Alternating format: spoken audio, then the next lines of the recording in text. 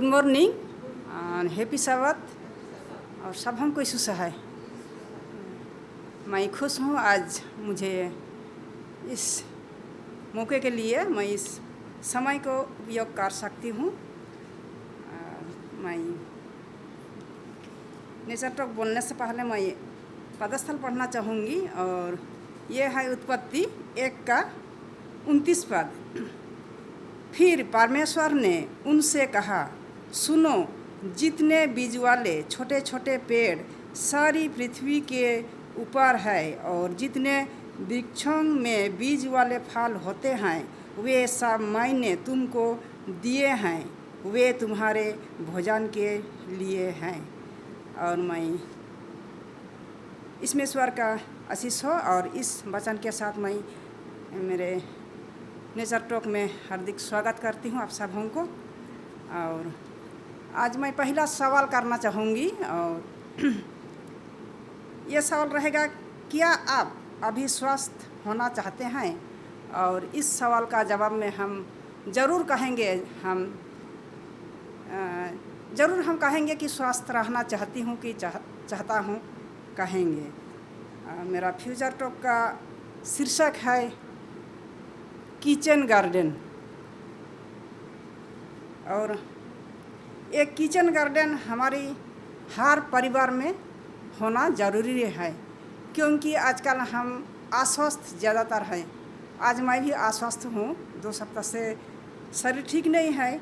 इस तरह हम सभी कोई अस्वस्थ रहते हैं हर प्रकार की समस्याओं से।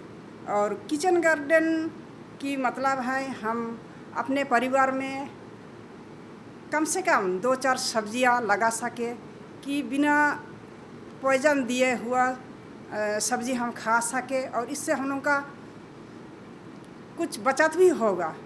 आजकल सब्जी का जैसे दाम है, इसलिए हमें बहुत ज़रूरी है, अपना स्वास्थ्य के लिए भी ज़रूरी है किचन गार्डन करना। हम सभी का परिवार में कुछ ना कुछ जगह है, होता है, एकदम नहीं है वो नहीं है, लेकिन हमें क्या कोशिश करना है, तभी हम अपना स्वास्थ्य को सही रख पाएंगे और हम अपने बचत में भी हम बच पाएंगे। और मैं कई सलाह देना चाहूँगी और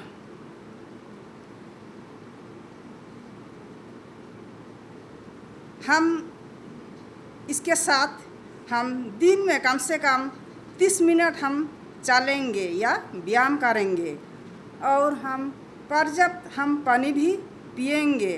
अपना शरीर के लिए हमें पानी की बहुत ज़रूरी है। हम पानी को हम इस्तेमाल करेंगे और है धूप, पर्याप्त मात्रा में धूप सेके, परंतु अत्यधिक नहीं। हमें विटामिन डी, बेहतर आराम और यहाँ तक कि बेहतर महसूस करने के लिए धूप की आवश्यकता होती है।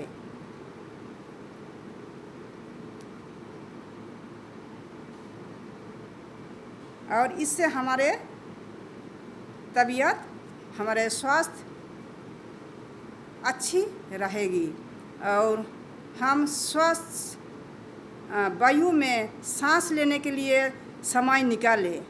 जीवन और स्वास्थ्य के लिए ऑक्सीजन सबसे महत्वपूर्ण तत्व है। वहाँ जाए जहाँ वायु सबसे शुद्ध हो और गहरी सांसें ले।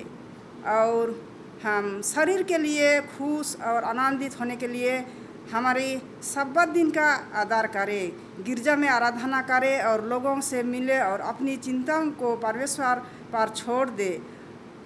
आप तरोताज़ा महसूस करेंगे और अगले सप्ताह के कार्यों के लिए भी हम तैयार हो जाएंगे। और फिर एक सलाह है, वो है हम पूरे अपने काम समाप्त करने के बाद हम पर्याप्त नींद भी लें। नियमित रूप से प्रत्येक रात कम से कम 7 घंटे सोने का नियम बनाएं। हम कभी कभी रात को नष्ट करते हैं, समय को नष्ट करते हैं, गहरी आधी रात तक और वैसा नहीं, लेकिन हमें 7 घंटा कम से कम हमको